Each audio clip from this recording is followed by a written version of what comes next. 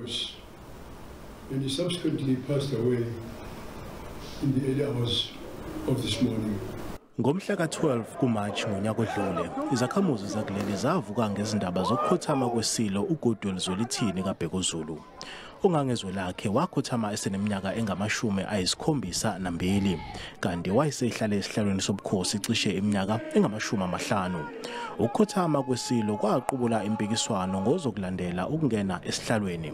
uNdlunkulu wesithathu uMantfombi Dlamini Zulu wamemezelwa njengebamba bukhosi. His Majesty made it very clear that he wanted Her Majesty Queen Mantfombi Dlamini Zulu to lead the Zulu nation until the time that his successor is named. The Queen accepted this responsibility and the royal family embraced His Majesty's arrangements. Lesimemezelo asizange samkelwe ngo-elethu eNdlunkulu. uNdlunkulu uMantfombi naye wakhothama emuva nje kwenyanga ebekwe kulesihlalo washiya izinyane lesilo uMisuzulu ukuba aqhubeke nalomsebenzi. Amanye amalungu aseNdlunkulu awakwamukelanga ke lokhu. Musukama wena. Musukama. Cha bonda. Sala phansi.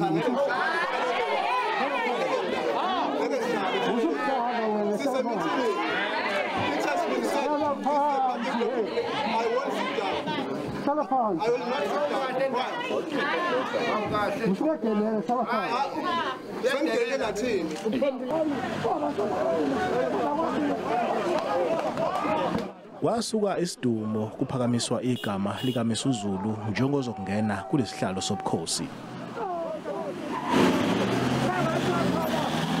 Uqhekeko lwaqhubeka nokubonakala.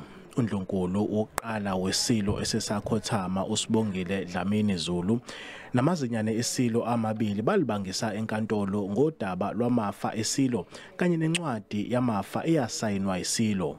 Umfowabo wesilo uMntwana ombonisi naye akasalanga ngaphandle wafaka amaphepha enkantolo ethi ufuna kumiswe umcimbi wokubekwa kwesilo ayithi uhlelwa esithe.